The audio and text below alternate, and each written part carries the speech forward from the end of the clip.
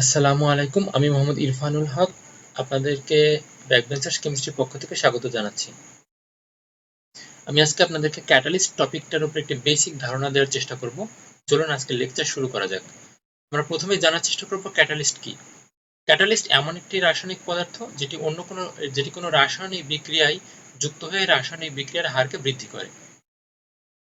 কোনো কোনো ক্ষেত্রে ক্যাটালিস্ট রাসায়নিক বিক্রিয়ার হারকে হ্রাসও করে, সেটাকে আমরা নেগেটিভ ক্যাটালিস্ট বলবো, যেটার কোনো কমার্শিয়াল ইউজ নেই। ক্যাটালিস্ট সাধারণত টোটাল যে বিক্রিয়ক তার তুলনায় খুবই সামান্য হয়ে থাকে এবং এটি রাসায়নিক বিক্রিয়ার যে সাধারণ যে গতিপথ সেটাকে ব্যবহার না করে অল্টারনেটিভ একটা রুট ব্যবহার করে রাসায়নিক বিক্রিয়ার অ্যাক্টিভেশন এনার্জিকে কমিয়ে দেয়। এই হলো ক্যাটালিস্ট সম্পর্কে। যদি আমরা সংজ্ঞায়িত করার চেষ্টা করি, এই কয়েক লাইনই বলার ছিল। তো আমরা এবার ক্যাটালিস্টটা কিভাবে কাজ করে সেটা একটু দেখব। দেখেন, এখানে আমরা একটা চিত্রের মাধ্যমে আপনাদেরকে বোঝানোর চেষ্টা করব। প্রথমে দেখেন, আমরা এই অ্যাক্সিসে রেখেছি পটেনশিয়াল এনার্জি, আর এটা হলো রিঅ্যাকশন কোঅর্ডিনেট বলতে পারেন। তো এখানে আমরা দুইটা রিঅ্যাকশন সম্পন্ন হতে দেখছি, তারা একই রিঅ্যাকশন একটি ক্যাটালিস্টের উপস্থিতিতে, একটি ক্যাটালিস্টের অনুপস্থিতিতে। যখন ক্যাটালিস্টের অনুপস্থিতিতে রিঅ্যাকশনটা সম্পন্ন হচ্ছে, দেখেন যে অ্যাক্টিভেশন এনার্জি যেটা বা আমাদের এনার্জি ব্যারিয়ার, এটা কিন্তু অনেক হাই। আর যখন দেখেন একই রিঅ্যাকশন, রিঅ্যাক্ট্যান্ট একই, প্রোডাক্ট একই, একই রিঅ্যাকশন শুধুমাত্র ক্যাটালিস্টের উপস্থিতিতে সম্পন্ন হয়েছে, তখন দেখেন যে অ্যাক্টিভেশন এনার্জিটা কমে গেছে। কিন্তু সেখানে মাঝে একটা কাজ হয়েছে যে ক্যাটালিস্ট যুক্ত হয়ে সেখানে কিছু অন্তর্বর্তী যৌগ গঠনের মাধ্যমে ফাইনালি একটা প্রোডাক্ট তৈরি করেছে। এই কারণে এটা একটা অল্টারনেটিভ রিঅ্যাকশন রুট তৈরি করার মাধ্যমে আমাদের বিক্রিয়ার সক্রিয়ণ শক্তিকে কমিয়ে দিয়েছে।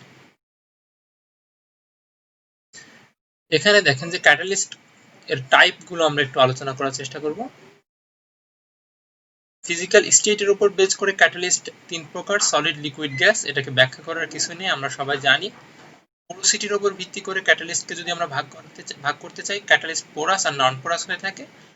আর হোমোজেনিটির উপর ভিত্তি করে ক্যাটালিস্ট হোমোজেনাস আর হেটেরোজেনাস হয়। এটাকে আমরা যদি একটু বলি, তাহলে দেখুন, হোমোজেনাস ক্যাটালিস্ট হলো যে ক্যাটালিস্ট রাসায়নিক বিক্রিয়ার যে বিক্রিয়কগুলো আছে তার সঙ্গে একই ফেজে থাকে, সেগুলো হোমোজেনাস ক্যাটালিস্ট। আর যেগুলো ভিন্ন ফেজে থাকে সেগুলো হেটেরোজেনাস ক্যাটালিস্ট। যদি প্রেজেন্স অফ সাপোর্টিং ম্যাটেরিয়ালের উপর ভিত্তি করে আমরা ক্যাটালিস্টকে ভাগ করতে চাই, তাহলে দেখেন সাপোর্টেড আর আনসাপোর্টেড ক্যাটালিস্ট হয়। যেগুলো অন্য কোনো ক্যারিয়ার বা অন্য কোনো সাপোর্টিং ম্যাটেরিয়ালের উপরে থাকে, সাথে থাকে, সেগুলো সাপোর্টেড ক্যাটালিস্ট। আর যদি সেটা না থাকে তাহলে সেটা আনসাপোর্টেড ক্যাটালিস্ট। তারপরে দেখেন নেগেটিভ আর পজিটিভ ক্যাটালিস্ট, এটা আমরা সেই প্রথম থেকে জানি, তবু একটু দেখার চেষ্টা করব। নেগেটিভ ক্যাটালিস্ট হলো রাসায়নিক বিক্রিয়ার যে স্বাভাবিক সক্রিয়ণ শক্তি সেটাকে আরো বাড়িয়ে দেয়। আর পজিটিভ ক্যাটালিস্ট হলো রাসায়নিক বিক্রিয়ার যে স্বাভাবিক সক্রিয়ণ শক্তি সেটাকে কমিয়ে রিঅ্যাকশনকে সহজ করে, হারকে বৃদ্ধি করে। তো এই ছিল আমাদের ক্যাটালিস্টের টাইপ। এরপরে পরের স্লাইডে চলে যাচ্ছি। এখানে আমরা দুটো স্পেশাল ক্যাটালিস্টের টাইপকে আলোচনা করেছি, একটু যদি দেখেন। Monolithic catalyst. এই মনোলিথিক ক্যাটালিস্ট গুলো হলো একটা টুকরা, ক্যাটালিস্টের একটা টুকরার বিভিন্ন অংশ কেটে কেটে বা বিভিন্ন অংশ অপসারণ করে সরিয়ে নিয়ে আমরা যে এক ধরনের স্ট্রাকচার তৈরি করতে পারি, এগুলোকে আমরা মনোলিথিক ক্যাটালিস্ট বলি। সব সময় যে সরানো অংশগুলো সবসময় গোলই হবে এমন না, বিভিন্ন অংশ সরিয়ে বিভিন্ন শেপ দিয়ে আমরা যে ক্যাটালিস্ট গুলো তৈরি করি, একটা টুকরো থেকে বিভিন্ন অংশ সরিয়ে সরিয়ে আমরা যে ক্যাটালিস্ট গুলো তৈরি করতে পারি, সাথে একটা এক্সট্রুডেড স্ট্রাকচার, সেটা হলো মনোলিথিক ক্যাটালিস্ট। আর মলিকুলার সিভ ক্যাটালিস্ট হলো, এটা শুধুমাত্র এটার যে পোরগুলো এমন ভাবে তৈরি করা আছে, এই পোরগুলো শুধুমাত্র একটা স্পেশাল টাইপের ম্যাটেরিয়ালকে এর মধ্যে দিয়ে পাস করতে দেয় এবং বাকি সব ধরনের ম্যাটেরিয়ালকে রিজেক্ট করে দেয়। এই দেখেন, শুধুমাত্র একটা স্পেশাল টাইপের ম্যাটেরিয়াল এর মধ্যে দিয়ে পাস করেছে এবং প্রোডাক্ট তৈরি করেছে, এবং যেগুলো সাইজ অনেক বড় বা এই সাইজের সঙ্গে কোনো মিল নাই, সেগুলো আগে থেকেই রিজেক্টেড হয়ে গেছে। তো এটা হলো মলিকুলার সিভ ক্যাটালিস্ট। এখন আমরা পরের স্লাইডে চলে যাচ্ছি।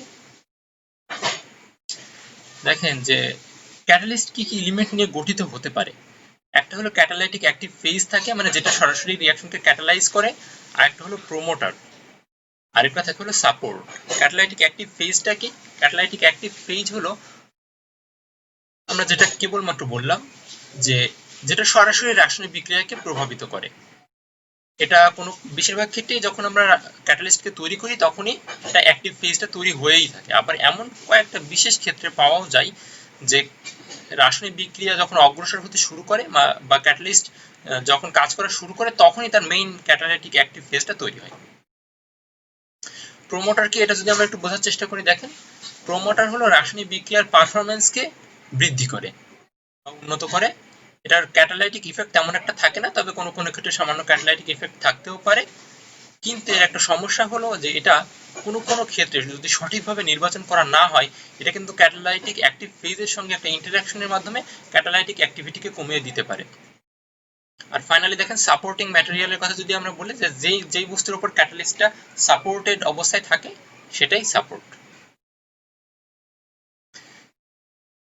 এখন দেখেন এখানে আমরা সিলেকশন অফ ক্যাটালিস্ট এর জন্য কয়েকটা ক্রাইটেরিয়া দিয়েছি।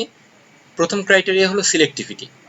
এটা আপনারা বুঝতেই পারছেন যে কোনো রাসায়নিক বিক্রিয়ার জন্য একটা ক্যাটালিস্ট অবশ্যই সিলেক্টিভ, অর্থাৎ একটা ক্যাটালিস্ট সব রাসায়নিক বিক্রিয়ায় কাজ করতে পারবে না।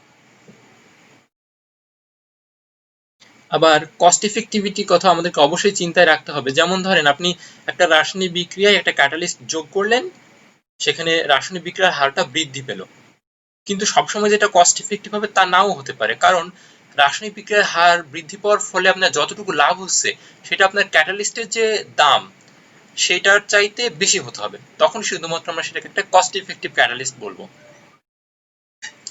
তারপরে দেখেন ক্যাটালিস্টটা পোরাস নাকি নন পোরাস, এর ভিত্তিতেও একটা সিলেকশন ক্রাইটেরিয়া সিলেকশন করা যায়। সেটা হলো দেখেন পোরাস ক্যাটালিস্টের সারফেস এরিয়া বেশি থাকে, অর্থাৎ সেখানে অ্যাক্টিভ সাইট বেশি থাকবে। কিন্তু একটা সমস্যা হলো যে পোরাস ক্যাটালিস্টের যে সিনথেসিস এটা বেশি কস্টলি হওয়ার কারণে আবার দামটা বেড়ে যায়, এজন্য একটা ব্যালেন্স করে আমাদেরকে ডিসিশন নিতে হবে। এখানে আমরা কয়েকটা ক্যাটালাইটিক স্টেপ দেখিয়েছি। ক্যাটালাইটিক স্টেপ মোট 7টা, যার মাধ্যমে রিয়াকশন সম্পন্ন হয়। প্রথমে যে ম্যাটেরিয়ালগুলো রিয়াকশনে অংশগ্রহণ করবে অর্থাৎ রিয়াক্ট্যান্ট, সেটা ক্যাটালিস্টের সারফেসে আসবে। সেকেন্ড স্টেপে ক্যাটালিস্ট এর সারফেস থেকে ম্যাটেরিয়ালগুলো ক্যাটালিস্ট পোরের ভেতর দিয়ে ঢুকবে, তারপরে ক্যাটালাইটিক অ্যাক্টিভ সাইটে যুক্ত হবে, তারপরে রিয়াকশন সম্পন্ন হওয়ার পরে সেখান থেকে প্রোডাক্ট ডিসঅর্পশন হয়ে আবার সেখান থেকে ম্যাটেরিয়ালগুলো ক্যাটালাইটিক পোরের মধ্য দিয়ে আপনার বাল্ক ফেজে চলে গিয়ে আমরা প্রোডাক্টটা পাবো। ক্যাটালিস্ট ডিঅ্যাক্টিভেশন, আচ্ছা এখানে একটা কথা একটু বলে রাখা দরকার। আমরা ক্যাটালিস্টের সংজ্ঞা অনুসারে জানি যে ক্যাটালিস্ট রাসায়নিকভাবে অপরিবর্তিত থাকে, কিন্তু এটা সবসময় সত্যি না। ক্যাটালিস্ট কোনো কোনো ক্ষেত্রে রাসায়নিকভাবে পরিবর্তন হয়ে যেতেও পারে, আবার মেকানিক্যাল পরিবর্তন হতে পারে, যেমন এটা ক্ষয়ে যেতে পারে বা ভেঙে যেতে পারে। তো সব মিলাই ক্যাটালিস্টের যে ক্যাটালাইটিক অ্যাক্টিভিটি এটা কিন্তু একসময় কমে যেতে পারে। এজন্য ক্যাটালিস্ট ডিঅ্যাক্টিভেট আসলে হয়, যদিও এটা আদর্শ ক্যাটালিস্টের কথা যখন আমরা বলি তখন বলি যে ক্যাটালিস্টের কোনো পরিবর্তন হয় না। তো এই জন্য আমরা ক্যাটালিস্ট ডিঅ্যাক্টিভেশনটাকে একটু বোঝার চেষ্টা করব। পয়জনিং, পয়জনিং হলো যখন কোনো একটা আনওয়ান্টেড সাবস্টেন্স যেটা ক্যাটালিটিক অ্যাক্টিভ সাইটে বাইন্ড করার মাধ্যমে আমাদের সাইটগুলো ব্লক করে রাখে এবং যে আমাদের মেইন যে রিয়াকশন টার্গেট রিয়াকশন এটা সম্পূর্ণ হতে পারে না বা সেটার হার কমে যায়, এটা হলো পয়জনিং। এটা অবশ্যই কেমিক্যাল বাইন্ডিং এর ফলে হয়। তারপরে ফাউলিং হলো এটা এক ধরনের ফিজিক্যাল ডিপোজিশন, কোনো আনওয়ান্টেড ম্যাটেরিয়াল যদি ক্যাটালাইটিক অ্যাক্টিভ সাইটের উপর ডিপোজিট হয়ে যায় ফলে আমাদের অ্যাক্টিভ সাইটগুলো ব্লক হয়ে যায়, সেটাকে আমরা ফাউলিং বলবো। কোকিং ফাউলিং এর একটা সিমিলার জিনিস, এটাও মেকানিক্যাল একটা প্রসেস বা ফিজিক্যাল ডিপোজিশনের মাধ্যমে হয়। তো এটা হলো কার্বনাসিয়াস ম্যাটেরিয়াল গুলো যদি অ্যাক্টিভ সাইটের উপর জমে থাকে তখন সেটাকে আমরা কোকিং বলি। সিন্টারিং হলো এক ধরনের ফিজিক্যাল ডিপোজিশন, সরি সিন্টারিং হলো এক ধরনের থার্মাল ডিগ্রেডেশন। তো এখানে যেটা হয় যে দীর্ঘ সময় ধরে একটা ক্যাটালিস্ট উচ্চ তাপমাত্রায় অবস্থান করার ফলে ক্যাটালিস্টটা কম্প্যাক্টেড হয়ে যেতে পারে বা এটার কোনো অ্যাক্টিভ সাইট লস হয়ে যেতে পারে বা সারফেস এরিয়া কমে যেতে পারে। এই ধরনের যে ঘটনাগুলো ঘটে উচ্চ তাপমাত্রায় দীর্ঘ সময় এক্সপোজের ফলে সেটাকে আমরা সিন্টারিং বলি। তারপরে ক্রাশিং আসে। ক্রাশিং হলো ধাক্কা বা ঘর্ষণের ফলে ক্যাটালিস্ট ক্ষয়ে যাওয়া বা ভেঙে যাওয়ার ঘটনাটাকে আমরা ক্রাশিং বলি। আর কেমিক্যাল রিয়াকশন এন্ড ফেজ ট্রান্সফরমেশনের ক্ষেত্রে যদি আমরা বলতে চাই, এটা হলো এক ধরনের রাসায়নিক বিক্রিয়ার ফলে ক্যাটালাইটিক অ্যাক্টিভ ফেজ যেটা ছিল মেইন যেটা ক্যাটালাইটিক ম্যাটেরিয়াল সেটা যদি চেঞ্জ হয়ে যায় এবং সেটা যদি ফার্দার ক্যাটালাইসিসের জন্য অক্ষম হয় তাহলে সেটাকে আমরা কেমিক্যাল রিয়াকশন এন্ড ফেজ ট্রান্সফরমেশনের মধ্যে রাখি। এখানে আমরা কয়েকটা চিত্র দিয়ে বোঝানোর চেষ্টা করেছি। আমরা একটু আগে যে পয়জনিংটা পড়লাম এটা দুই ভাবে হতে পারে। একটা হলো সিলেক্টিভ পয়জনিং, অর্থাৎ শুধুমাত্র অ্যাক্টিভ সাইটে এসে ওগুলো বাইন্ড করে, আর আরেকটা হলো non selective poisoning, supporting material, active site সব জায়গাতেই যদি সেগুলো বাইন্ড করতে শুরু করে তাহলে সেটাকে আমরা নন সিলেক্টিভ পয়জনিং বলি। সিন্টারিং, ফাউলিং এগুলো আমরা বুঝেছি, বলার কিছু নাই। অ্যাট্রিশনও বলার কিছুই নাই। লিচিংটা একটু দেখি। দেখেন যে এখানে দেখেন রিয়াকশন ভেসেলের মধ্যে কোনো একটা ম্যাটেরিয়াল যেটা ছিল সেটা আমাদের ক্যাটালাইটিক অ্যাক্টিভ সাইটগুলোকে ধীরে ধীরে আমাদের সেই ব্লক থেকে আলাদা করে নিয়ে চলে যাচ্ছে। এর ফলে ক্যাটালিস্ট কিন্তু একসময় তার অ্যাক্টিভিটি হারাবে, কারণ দেখেন এখানে অ্যাক্টিভ সাইট কিন্তু কমে যাচ্ছে। ক্যাটালাইটিক অ্যাক্টিভ সাইট কমে যাওয়ার ফলে ক্যাটালিস্টের অ্যাক্টিভিটি কিন্তু কমে যাবে। তো এটা আমরা একটা ফিগারের মাধ্যমে দেখার চেষ্টা করলাম। আমরা পরের স্লাইডে চলে যাচ্ছি। এখানে দেখেন যে ক্যাটালিস্ট তো ডিঅ্যাক্টিভেশন হয়, কিন্তু ক্যাটালিস্ট তো খুবই কস্টলি। তো এই জন্য আমরা চেষ্টা করি যে ক্যাটালিস্টটা যেন ডিঅ্যাক্টিভেট না হয়, কারণ ক্যাটালিস্ট ডিঅ্যাক্টিভেট হয়ে গেলে এটাকে রিজেনারেট করা বা ফার্দার ইউজ করার জন্য তৈরি করা বেশ কঠিন।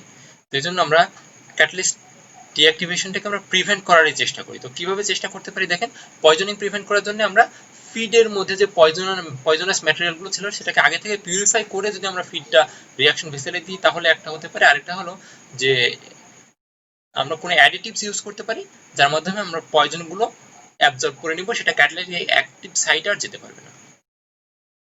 কোকিং এর কথা যদি আসি, কোকিং প্রধানত তৈরি হয় আপনার অ্যালিফেটিক হাইড্রোকার্বনের যে ডিস্ট্রাকটিভ ডিসটিলেশনের ফলে। তো এই জন্য আমরা যদি সেই প্রিকারশনগুলো অ্যাভয়েড করি তাহলে আমরা কুকিংটা এড়াতে পারি, কিন্তু কোনো কোনো ক্ষেত্রে এটা অ্যাভয়েড করা সম্ভব হয় না, তখন আমরা গ্যাসিফাইং এজেন্ট ব্যবহার করে কুকিংটাকে রিমুভ করে দিই। তারপরে দেখেন যে সিন্টারিং হলো একটাই উপায় যে আমাদেরকে তাপমাত্রা কমায় ব্যবহার করতে হবে। তো যদি সেটা সম্ভব না হয় তাহলে আমরা থার্মাল স্টেবিলাইজার ব্যবহারের মাধ্যমে সিন্টারিংকে প্রিভেন্ট করতে পারি। আর মেকানিক্যাল ডিগ্রেডেশনের ক্ষেত্রে যদি আসি, এটা হচ্ছে ক্যাটালিস্টের স্ট্রেংথ বৃদ্ধি করার মাধ্যমে মেকানিক্যাল ডিগ্রেডেশন প্রিভেন্ট করা সম্ভব। আমরা কি কি উপায়ে ক্যাটালিস্ট একটা ডিঅ্যাক্টিভেটেড ক্যাটালিস্টকে রিজেনারেট করতে পারি সেটা যদি একটু বোঝার চেষ্টা করি। যে দেখেন পয়জন ক্যাটালিস্টের ক্ষেত্রে প্রথমে বলবো, পয়জনগুলো প্রধানত সালফার বা এই টাইপের ম্যাটেরিয়াল। তাহলে আমরা যদি এটাকে লো পার্শিয়াল প্রেসারে অক্সিজেন ফ্লো করাই তাহলে কিন্তু সেগুলো দেখেন সালফার ডাইঅক্সাইড হিসেবে আমাদের উড়ে যাচ্ছে। তাহলে কিন্তু আমরা পয়জন ক্যাটালিস্টকে রিজেনারেট করতে পারি। আবার হাই টেম্পারেচার স্টিম ফ্লো করার মাধ্যমে এটা করা যায়।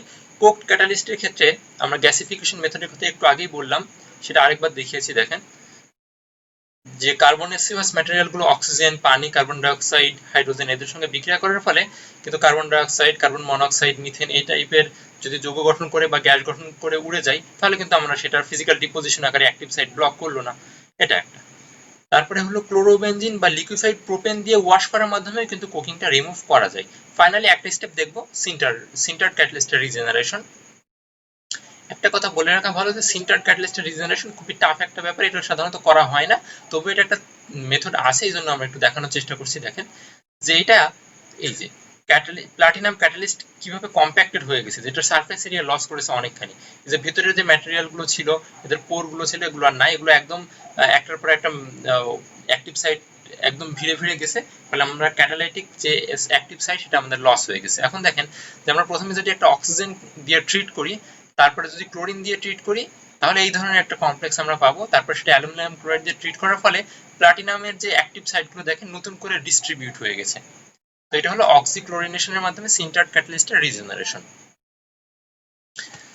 তো এই ছিল আমাদের আজকের টপিক। সবাইকে ধন্যবাদ আমাদের সাথে এতক্ষণ ধৈর্য ধরে থাকার জন্য।